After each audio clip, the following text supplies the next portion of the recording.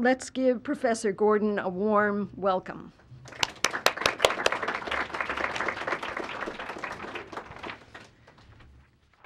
Well, thank you very much, Leslie, for that very kind introduction and very generous introduction. It's really a pleasure to be here. This is the second time I've had the privilege to speak here. Maybe it doesn't have to be quite that dark. I don't want people to be tempted to nod off any more than they might be from my voice. But at that time I was talking about labor. Then I've sojourned for the last decade or so into the study of consumers, and just finished a book on sewing machines in the 20th century as a way to get at the history of the Japanese consumer. And now coming back to the immediate past. It's a dangerous thing to do. The only other time I've written something that was on the immediate past was the book that Leslie mentioned on Matsuzaka, which actually came out before the season ended. I was writing it as the first season that this pitcher Matsuzaka Daisuke had with the Red Sox, and the book was timed to come out during the World Series, so it only covered the regular season. Can you imagine the page proofs were being edited and translated and printed more or less simultaneously that September. I regret the title, The Unknown Revolution. It's the revolution that never happened. I was forced into the title by the publisher during the season, and in retrospect. So that's the danger of writing the history of yesterday, is that you might really get it wrong. One danger, more seriously, is inevitably the most recent big events appear out of proportion right after they've happened to their long-run significance. And this may indeed be the case for what I'm talking about today, and yet it seems to me fairly certain that for Japan, not just March 11th, but the years from 2008 through 2011, with their extraordinary shocks, both metaphoric and physical, and changes, will be remembered far into the future as an unusually significant time. I think it's too soon to offer certain pronouncements on how this will be exactly inscribed in a longer-term historical memory as an epoch, but let me offer some tentative suggestions and invite your thoughts as well during the Q&A on ways in which for Japan, and in some measure perhaps for the world, this may be an era that will come to mark a new temporal boundary from post-war to post-disaster, or perhaps post-post-war. Sengo, and sometimes Yoshi Mishuni has written a very interesting book a year or two ago called Post-Sengo, which is post-post-war, to define the period since the 1970s. And from Sengo to Saigo, Professor Mikurdia at Tokyo University, among others, I don't know if Saigo will take root as a replacement word after the disaster, post-disaster, but it's neatly alliterative with Sengo, which might help it. But whatever the word might be, I do have a sense that these two episodes of shock and disaster that bracket the span of 2008 to 11 have in sequence and to some extent in tandem done two things. They've brought into sharper relief and more forcefully than ever focused attention on long-standing problems and issues. That's one. So bringing the existing sense of problem into a far more intensified awareness. And two, they've generated some consequential new understandings, not all pointing in the same direction, that's the tricky part, of how one might cope with these issues. And I think together these sets of responses may define the situation of post-disaster Japan. So let me try to give some specificity to that fairly general statement. Through the first half of 2008, to just very, very quickly talk about what we might call pre-disaster Japan, contrary to the notion that there had been 2 decades of undifferentiated stagnation, the lost decades, which is, I think, a fairly broad brush and irresponsible way to characterize the entirety of 1990s through the 2000s. There actually had been a sustained, if moderately paced, period of economic expansion. It was technically speaking, among economists, there was no recession from 2003 to 2008. There actually were a couple downturns during the so-called miracle years of high growth, and so this, by some technical measures, was the longest expansion in post-war in all of the Japanese history since 1945. Unemployment in Japan from the summer into the autumn of 2008 was steady at a relatively low level of 4%. The economy was expanding at a modest but not insignificant rate of about 2% a year. And yet, at the same time, there was not much confidence abounding. So the public mood was not one of great confidence. So this is a very, very short pre-disaster summary. And so then we've got the domestic crisis in the United States suddenly becomes a global crisis in the late summer of '08 when Lehman Brothers fails. In the United States, we call it the financial crisis. We tend to connect it with more than just the Lehman Brothers firm failing. In Japan and elsewhere around the world, the economic cataclysm in Germany and Japan in particular, and I believe elsewhere, is called the Lehman shock, not the financial crisis. I think there's a reason for this. The failure of this company was especially important because for highly export-dependent economies, because of the high reliance of businesses in a place like Japan or Germany on short-term trading credit. It's technically called commercial paper, or colloquially called commercial paper. Lehman Brothers was one of the most significant providers of this kind of credit in the world. When Lehman collapsed, the short-term credit market was paralyzed. Japan's exports fell by 40% in 4 months. That's a real crash. It was, and with this astonishing collapse, a crisis that had taken many years to emerge in the United States, the subprime crisis, and we now know was long in the making. It wasn't sudden, but for Japan, it was sudden. In the last quarter of that year, of 2008, the GDP fell in real terms by 3.3% in 1 quarter. That's a lot. That's an annualized rate of about more than 12%. And it fell by another, I'm getting ahead of it. It fell by another 2.4% through the next year. So that's a downturn of almost 6% over 15 months in economic activity. As export markets as exports shriveled and crashed, hundreds of Japanese companies cut back production, and they exercised the flexibility they had gained in previous couple of decades by the turn to greater reliance on various forms of contingent or casual labor, in particular the category called dispatch workers, or haken rodosha. Record keeping for these folks isn't that precise. There's no definitive count of the number of jobs lost, but credible estimates place the number who lost their jobs over this span on the board at about 400,000. Many of these workers, they were mostly men, had been living in company-provided dorms, despite their contingent status, and many of them had no place to go when they were kicked out of the dorms. They became homeless at the same time they lost their jobs. Overall, unemployment spiked from 4.5 to 5.5% over the half a year from January to the summer of July. Now, the top of this list is pretty impressive. The bottom is actually not that staggering of a number. It's important to note that by some not trivial measures, and in 2010 and into 2011, a modest recovery was underway, and I feel there's a little bit of a perception gap, or anyway, there's a non-perception of this as modest in much of the world, or in Japan, that's noteworthy. The rise of levels of unemployment in Japan, these are OECD statistics, and here's the moment of the financial crisis. Unemployment is going up everywhere. Japan is this bottom line. It's going up less in Japan, and it's coming down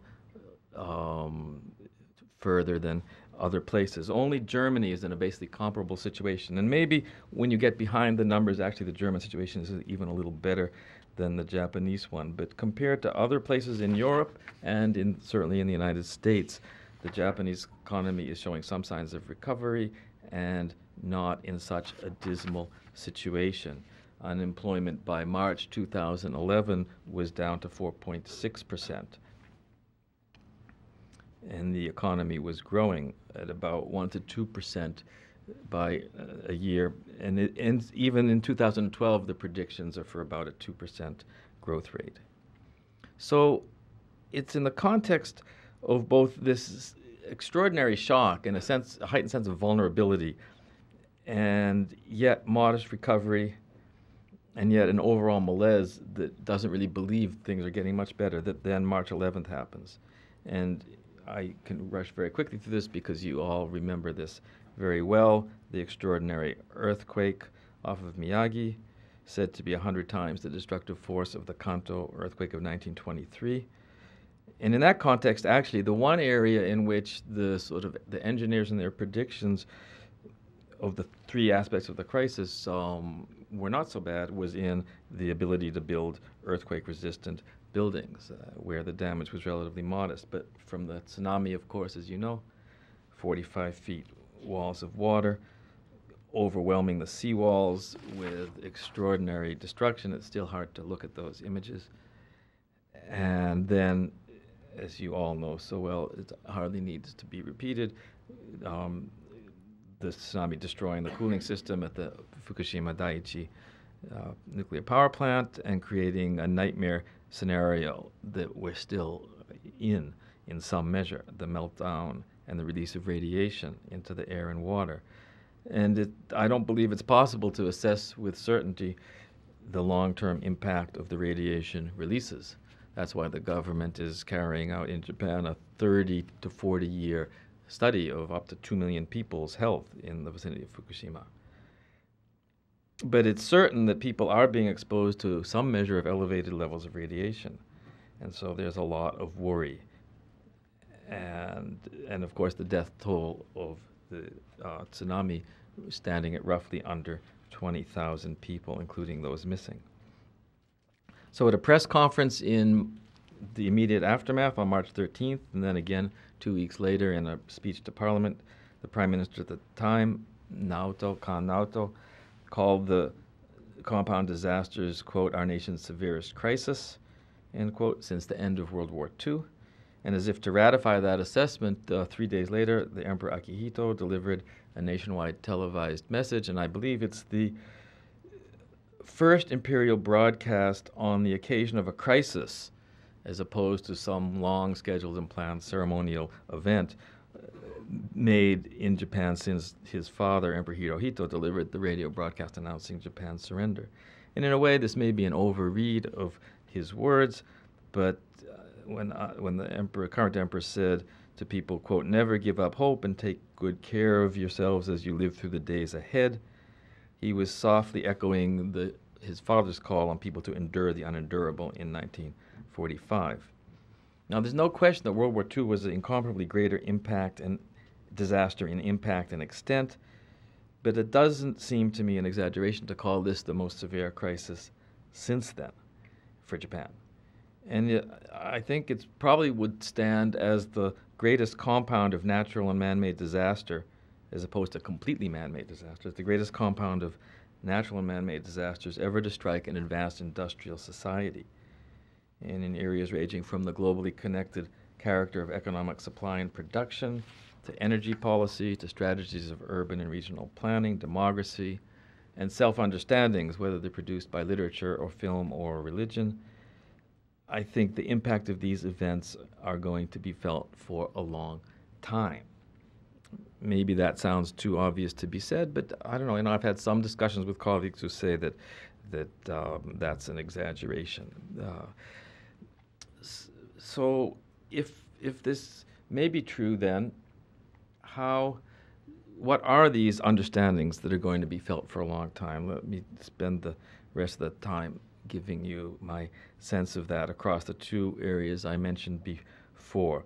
First of all, in the realm of bringing into sharper relief existing tensions or contradictions.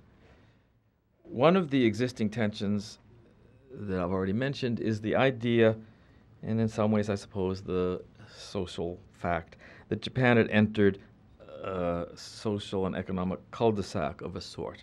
That was already widespread. And in some ways, and it's not easy to measure this, but I believe that in some ways, quite significantly, this idea has deepened. It's not only policy makers and experts and scholars, but a wider public has come to see the nation as beset by a closely connected and mutually reinforcing set of disturbing trends. And the wake of the Lehman crisis, I think, really made this sense more acute. It's typically put forward as a set of demographic and employment-related phenomena that constitute this crisis. Poorly paid employees with insecure jobs lack the means or the confidence to spend money and generate domestic demand. That reinforces an enduring negative cycle of deflation and economic stagnation. That's one thing. They also, more often than in the past, need unemployment insurance, or companies can draw on state subsidies to sustain employment. That puts pressure on the national budget. And most prominently, the situation of these insecurely employed youths in particular, and there's more of a focus in this discussion on men than in women in Japan, is linked up to the demographic problem of declining birth rates, declining marriage rates, declining birth rates, a decreasing population, and then the difficulty of supporting an aging society. So there's a kind of one set of the aging, the youth problem, and the employment problem. This is put forward in a graph like this, for instance. This is provided by the Ministry of Health, Welfare, and Labor in Japan on the marital status of regular male employees. And you see seiki, which means regular employee. These are people with relatively secure jobs, and non-regular or part-time. And the 40% of all in the 15 to 34 group who are regular are married, and far fewer of the non-regular, and especially even by the time people are in their 30s, only a third of the non-regular are married, and about 60% of the regular are married. And since for better or for worse in Japan, people tend to have children only when they're married, this is connected to a lower birth rate as well. Another graph of the same sort, I really love this one. The animation was built, this is provided to me, I didn't devise this graph, by the Ministry of Health and Welfare and Labor when I went and asked them to talk to me about these issues. It was in January of 2011. So it was after the Lehman shock, before the March shock, and the only thing I've done is translated the headlines into English. So this is not only a presentation of social facts, it's a presentation of the mindset of the bureaucrats who devised the graph. That's why I really like it. What's going on here? 1995, 1.9 men are in so-called contingent or non-regular jobs as dispatch workers or contract workers. They're not regular employees. That increases over 14 years to 4 million. And then broken down by age cohorts, in some areas it's doubled, but the group that's seen the biggest increase from 210,000 to almost 1 million to 900,000 are young men, aged 25 to 34. So, you see the remnants of a male breadwinner model of sort of the society here. If the young guys are, quadrupling the number of them who have jobs that don't seem to have much future in it, how can you expect them to be able to form families, have children? Now, the trend towards later marriage and smaller families was long-standing.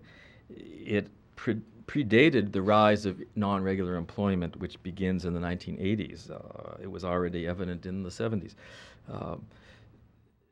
And for quite some time, from the 80s onward, the insecurity of employment and career prospects for both young men and women was noted as a factor in declining rates of marriage and birth. So that stuff isn't new, but I do think that the attention to this as a deep problem was dramatically escalated post-Lehman shock.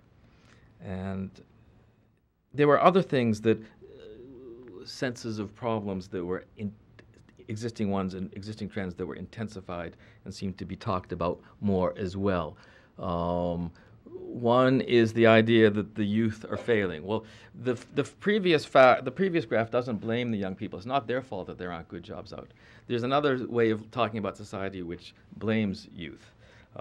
And men as well as women. One is that they're inward-looking. They're not going to study abroad. You've probably had these discussions here at Michigan. I assume you have the same trend, or if you don't, you're lucky. It's happened at Harvard. It's happened all across the country.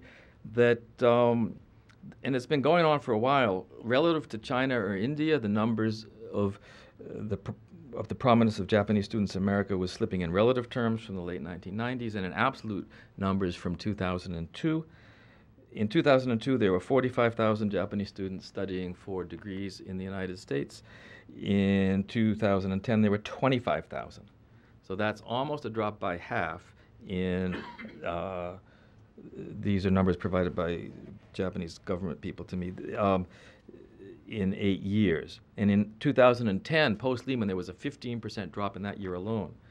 The total, the increase in students from China was in that year was equivalent to the total number of students in Japan, from Japan in the United States.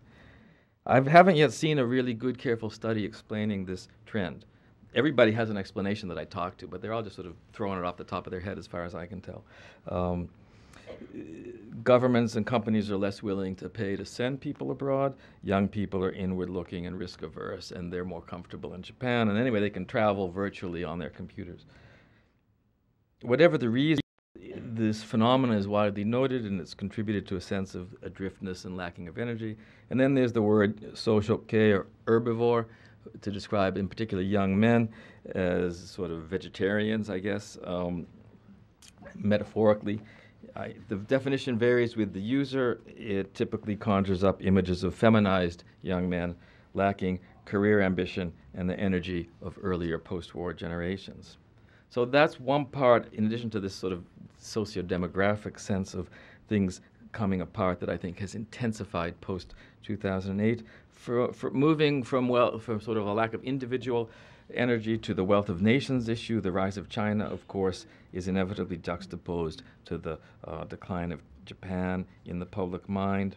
This is a long-running trend. It isn't something that suddenly started happening, but I think post-2008, it's been more on people's minds. And it coincidentally, it just happened to be in the years after the Lehman shock in 2010 that China overtakes Japan in its GDP to become the second largest economy in the world.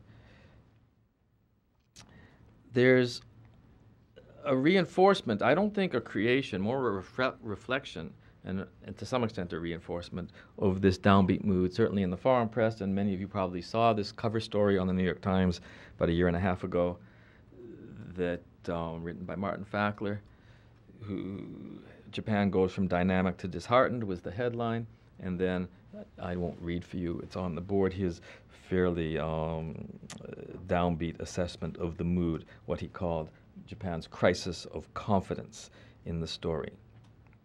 So we have here a set of developments and a set of understandings in which a nation already understanding itself to be at somewhat of an impasse socioeconomically and with weaker future prospects than there had been looking forward from the past, with youth lacking in energy, falling behind its neighbors. These perceptions, I think, dramatically accelerated by the Lehman shock and then further intensified post-March 11th. So that's the sort of the intensification of an existing sense of problem that I think is quite significant as the post-disaster condition. But what about the other side? Is there anything new, any changed understandings or perceptions? And I want to suggest 4, and I'm not quite sure about how significant. I'm more sure about the ongoing power of what I've just spoken about than the next 4. But to some extent, they're all there. How much, how they're relatively weighted, and how they interact, I think, is a trickier matter to figure out. First, there's been a kind of relativization of the decline. This sort of cuts against the gloom, and you see it here and there. I already showed you that graph of the unemployment situation, but one noteworthy aspect of global economic and policy discourse since the financial crisis or the Lehman shock has been the frequent comparison that's been made between Japan's financial crisis of the 90s and early 2000s and the made in USA crisis of the late 2000s. And you've all probably seen these, and just somewhat randomly, there was a Wall Street Journal headline article in 2010 about Bernanke, Fed chief, gets set to apply lessons of Japan's history. These articles include anxiety-producing graphs which superimpose Japanese data that stretches out for 10 or 12 years with American data that is only 2 or 3 years long, but the implication, if we don't get it right, we're going to be following that downward curve of whatever is being measured. You've probably seen those graphs. And on the flip side, and this is sort of the Bernanke thing, not a prediction of we'll have their disaster, but the hope that we can learn from Japan. And there's a sometimes very conscious irony here in the learning from Japan that was promoted in the 80s about learning from Japan is number one by my teacher Ezra Vogel. A different kind of lesson for America from Japan. As early as November 2008, a man named Robert Feldman, who was the chief economist for Morgan Stanley in Tokyo, presented a report. He's given this report variously. You can find it online at the Program for U.S.-Japan Relations at Harvard if you want to go into detail on it. 5 factors and 21 sub-factors. Each factor had either 5 or 6 or 4 or 5 factors under it that came together, he said, in 2002 to 4 and brought recovery to Japan. And the gist of his story is that it took 12 to 14 years for people in Japan to figure out what to do when your financial system collapses. And given that there's a lot of similarity, not exactly, but a lot of similarity to the American dilemma, why reinvent the wheel over 14 years? We can just go to what they finally figured out in 2002 or 3 or 4 when they got things right and just do that stuff. And it was a very persuasive paper, and if you look at the catalog, very many of the things were done that he says ought to have been done. So a number of people were thinking along these lines. And in that sense, the protracted crisis in the United States, I think, since 2008 has provoked a kind of reassessment, both outside and to some extent inside of Japan, of the lost decade, which sort of relativizes it and makes it feel less unusual in an evolving and changing global comparative perspective. And another author, Richard Taggart Murphy, you can find this article on the Japan Focus website in 2010. It offers his view on the relativization, that now that we see how terribly our own, and this could be extended to Europe too, in that light, Japan's policymakers are less obstinate or stupid than the fact that the problems are intractable and that there are shared problems.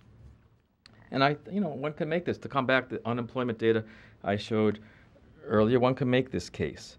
And likewise, the judgment on how effectively Americans have learned from Japan in this mode is a mixed one at this point.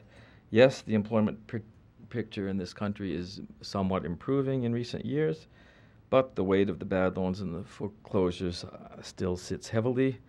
And youth unemployment rates, these are all data from the OECD. Youth unemployment rates have the United States still in 2010 to 11 as the outlier. So here is youth unemployment in the United States, and here's Germany and Japan. Not great, 10%, and this is ages 15 to 24. But this country is the outlier. So a kind of relativization. The United States may be 4 to 5 years, depending on when you start the clock, into its own lost decade. So there's a post-crisis relativization of Japan's condition. But I don't think that's the main perspective. That's out there, the main new perspective. It is a new perspective. A second new perspective is possible new activism from the grassroots of society. And this has also been happening. Since it's what I'm most sympathetic to, I'm very aware that I may well exaggerate its importance. So I want to be really careful on this. But a new suspicion of markets and their free workings as the solution to all problems, and a new activism to respond to that. I mentioned that in the wake of the dispatch worker unemployment problem, when 400,000 or so were laid off in the fall of 2008. I mentioned that. One thing of the things that happened in response to that was an unusually effective coalition of NPOs, of lawyers, of community unions, and media on very short notice, sets up this is a photograph of a part of it, tent village over the New Year holiday. Many of you are probably familiar with this or remember it from late December 2008 into the first few days of January 2009, when many homeless shelters are shut down for the holidays. Set up a temporary tent village for 500 people. It's a tiny, tiny fraction of the 400,000 or of that portion of the 400,000 who were homeless. But it was right there in Hibiya Park. It was a brilliant strategic move. It's across the street from the Ministry of Welfare, Health and Labor, literally across the street. The village gained extraordinary attention with much sympathy for the workers and strong criticism of both, really harsh criticism of both the companies who laid the people off and the government policies that had made the workers so vulnerable. The Ministry of Health, Welfare and Labor, in the short run, took the extraordinary step of opening its doors and allowing the workers to come take shelter and stay overnight in the lobby of the Ministry, which was closed during the New Year holiday. There are a couple of new things to note that are new, I think. One, of course, I think this is a new sort of activism. You could almost see it as a harbinger of the Occupy movement in some ways, 3 years ahead of the game. And a new way for activists to come together, workers, so-called community unions, which are not the mainstream and relatively moderate Rengo union, and media organizations that are quick to take up the story. A dynamic network that had some consequences. And then in terms of consequence, a possible shift in government policy in the degree to which deregulation and freeing up of markets is seen as the solution to problems, and the willingness to engage in continued or even intensified regulation, which would constitute a significant repudiation of the policies of the era of Koizumi under the LDP. And in 2010, indeed, after this tent village was closed down, from 2009 to 2010, the Democratic Party of Japan and the Ministry of Health, Welfare and Labor put together a proposal to the Diet to reimpose limitations on the use of dispatch workers. The reason the dispatch labor scene had expanded so much in the 2000s, or one reason, was that previously forbidden industries, including manufacturing, were allowed to take in these dispatched workers. The reason that had been outlawed in the past was a fear that the brokers would skim off most of the payment and mistreat the workers, which had been a problem in the early post-war period. So there was talk, we have to move and re-regulate. And indeed, a revised law for dispatch workers was written, was submitted to the Diet. Its original version got broke apart on the rocks of the Hatoyama cabinet falling, and then the DPJ losing in a summer house election, and the Hatoyama cabinet following. So the law that finally was resubmitted to the Diet this past fall and winter, and passed actually yesterday, I read it in the satellite edition of Asahi for March 28th, has only modestly, and yet to some degree, increased regulation of this sector of the labor market. The re-forbidding of dispatch work entirely, which had been in the original draft of the law, was taken out. That was the strongest move towards re-regulation.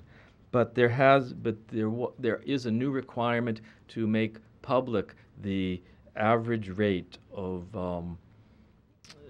what the dispatch company takes in compared to what the worker gets, on the idea that if the employees can see how much. In a way, this is a market-friendly re-regulation. It's interesting. It says if we give the employees the ability to see how much money is going into the hands of dispatch company A relative to what they'll pay me versus company B and company C, it'll create a situation that'll empower the dispatch workers. And so not a gigantic shift, but a shift. So second new trend, potentially of long-run impact, is a shift away from the embrace of deregulation as a solution to problems. The third, and certainly the one that probably, if you'd have thought about this before hearing the talk, you might have noted, and I think it's really profound, is, and this is partly a post-Lehman crisis issue, because after all, the finance experts all around the world totally failed to foresee this, but even more so post-3/11. The loss of trust in authority of all kinds, I think, has really been profound. And this is especially in the case in relation to the nuclear disaster, but not only. Already we had a loss of confidence, but that's different from a loss of trust, I think, in authority. The loss of confidence that I've been talking about is more widespread. This is more focused. Those folks who should have known better acted wrongly or stupidly. in the initial days after the disaster, that wasn't the main story. It was rather an idea that what has happened is beyond imagination. When you say that, it doesn't really pin the problem on anybody. Then all we can do is we can't trust nature. So it was beyond imagination that a tsunami would overwhelm the many seawalls, right? It was beyond imagination that this double punch and tsunami would turn a nuclear power plant into a kind of dirty bomb. It was beyond imagination that in Tohoku, which only accounts for 6% of GNP of Japan, the damage to some factories would reach all the way to shutting down of factories in North America and Europe. All of those types of failures of imagination, or, well, all of these types of things that were beyond imagination, they're not unique to Japan, and it's been pointed out in the wake of the Wall Street meltdown. It was beyond imagination that financial instruments would not be fail-safe, or indeed after, there was debate about this issue in the aftermath of 9/11 too. To the extent that you take a view that these disasters are beyond imagination, it relieves anyone of much responsibility for the way a disaster is prepared for or dealt with. And that would mean that the post-disaster condition in Japan, if this perception of things as beyond imagination held up, would have been one of resignation. Sometimes really bad things happen, and there's just not much we can do about it. But it became pretty clear fairly quickly, I think, by the mid to late spring and into the summer, that it wasn't a matter of beyond imagination, but failure of imagination that has, I think, gotten into people's minds and that relates to the loss of trust issue. It was beyond the willingness of people it was that people were unwilling to imagine possibilities because they would have been inconvenient or expensive. And that perception was being put forward fairly quickly in last spring in relation to the nuclear plant issue and also in relation to city planning questions, seawall construction questions.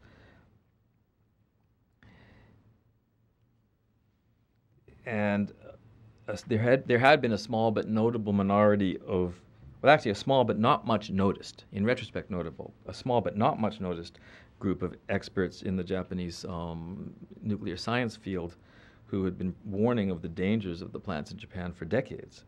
And a number of them have become quite famous since then, but had not been heeded before. To the extent that their voices became known, it gave more credence to this notion of a failure of imagination.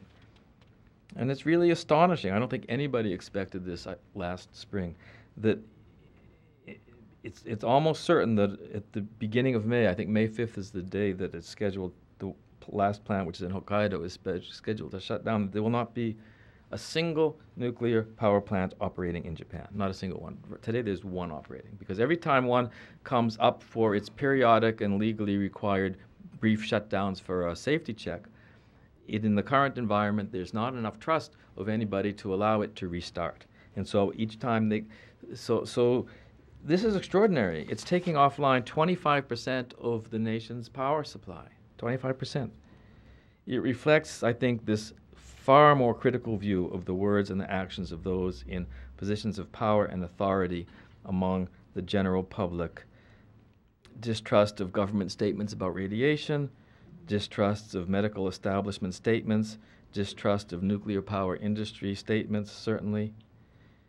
I saw a report of an opinion poll. I haven't actually gotten to look at the exact poll, so I'm not exactly sure how it breaks down, but the gist of it was that only 5% of people surveyed in Japan believe what the government is saying about what's happening with radiation in Fukushima. 5%. That's a very, very, very low number to believe what your government is telling you on a very important issue.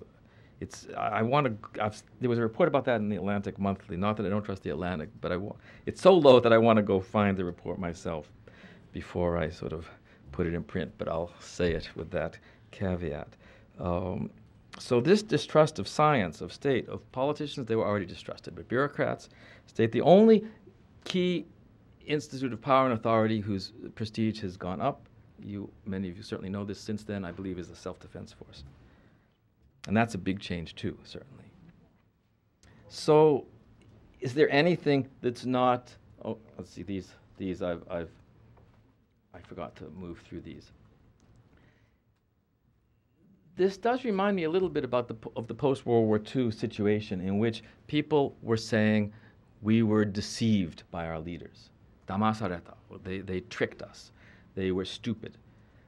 But did that combine with a widespread loss of confidence at that point in the overall society? I think so. The current situation is like the post-war in the loss of trust in leaders, but maybe unlike it in being combined with this loss of confidence. Or, and this is where I want to end with some speculation, can there be a loss of trust in leadership and a regaining of trust in sort of ourselves and of the grassroots? And that's an attractive conclusion. It's a conclusion I'd like to end with. There's a lot of talk about that. In terms of discourse, this is all over there, that there is the good folk and the bad leaders is one way to put it. And the notion of kizuna, of ties among ourselves as sort of ties that bind in the society. And maybe, or is it a pious, just a sort of, is there this discourse of some rebirth and from the grassroots more than a pious hope? Is there any reason to be hopeful? Maybe. I've been suggesting throughout the talk that the discussion of things falling apart is in some measure out of sync with ways and other ways to look at what's going on. Just as the 1980s, there was this kind of meta-narrative in Japan of progress and gain. There's a current sort of meta-narrative of decline that I think they're both over the top, and like any meta-narrative, they obscure things. Yeah, there are lots of problems, but there are some strengths. Japan still is a very egalitarian place. This is the Gini coefficient is a widely used measure of inequality or equality in a society. The lower the number, the less inequality, well, the more equality there is. And you can see, compared to all of these advanced G7 places, Japan remains the most egalitarian in terms of the distribution of assets in the world. It also, I think, has cities that are still safe and vibrant. And a friend of mine who's a sociologist and a very careful observer of things, he's also in business now and he divides his time between Shanghai and Tokyo, sent me an email the other day. I don't usually quote my friends' emails in academic talks, but this guy has a PhD in sociology, and I trust him. And we were having a discussion about is all of this talk overdone. It was stimulated by reaction to a fairly, I think, silly, but it had some noteworthy op-ed piece in the New York Times by a man named Eamon Fingleton, I don't know if any of you saw it, who said, Japan is doing great, so we need to be afraid of them still, which was the odd thing. Anyway, Rick Dyke is the author of this email. The transformation of Shanghai since the 1990s is dramatic and well documented. What is equally dramatic but not as well documented is the transformation of Tokyo. Shanghai and Tokyo are comparable in geographical size, population, and even comparable in the current price of land and housing. They are also comparable in recent construction and urban redevelopment. During the so-called last decades, the urban landscape in Tokyo has been transformed. I think any of you who have gone there repeatedly have seen this, by the redevelopment of Shiodome, Roppongi Hills, Midtown, and Marunouchi. The scaffolding will soon come down on the north side of Shibuya Station. We'll see a new urban center there, which rivals the recently completed south side of the station. Tokyo, this is the one that surprised me. Tokyo has actually added more new subway lines than Shanghai since 1990, both in terms of individual lines as well as the number of kilometers of new tracks. When Shanghai built Line 1, they got many of the details wrong, and the result was several years of chaos. The Shanghai government systematically set about learning from Tokyo, including adopting the software used in the Passmo ticketing system, which was developed by a computing group at Tokyo Technology University, Tokyo Kogyo Daigaku. So that's a kind of baseline view that, things aren't so bad and there are a lot of strengths in this society. And then, so the question is there a potential for that perception to combine with what I mentioned just now, this view of sort of bad leaders but good people? this discourse took root very quickly after the disaster, that it was the corporate executives, especially those at TEPCO, and the irresponsible politicians in both major parties, and the ineffective or turf-battling bureaucrats who messed up. And on the other hand, out there in the countryside, of Tohoku, people responded with patience, with stoicism, and with strength. They organized themselves as best they could at evacuation centers. They respected each other's property. They shared what little they had. And this contrast was made very starkly, and has continued to be made starkly. I think it exaggerates probably on both sides, but there's perhaps something there. And it really does echo to me the way people talked about their leaders after the Second World War. So can this type of a perception link up to the new activism that came out of the aftermath of the Lehman crisis is, to me, an open question. Maybe not, or maybe. And can it tap into a marriage of creative development of technologies for green industries in the future? I mean, what on earth do you do when 25% of your power supply is taken away? Conservation will get you some way, but other things are going to have to be done. Measured in terms of the output of carbon dioxide per unit of GDP, Japan's pre-disaster economy was already the cleanest and most energy efficient in the world. Can one perhaps build on that? In 2000, Japan was one of the first and remains one of the very few. This is your former colleague here, John Campbell, was fond of reminding people of this at every occasion. Japan was one of the first and few nations in the world to adopt a publicly financed national system of long-term care for the elderly. National health insurance in Japan just celebrated its 50th birthday as a system about a year ago. The population's longest life expectancy is the longest in the world. Many people in most of the world would be happy to trade what they had for this type of decline.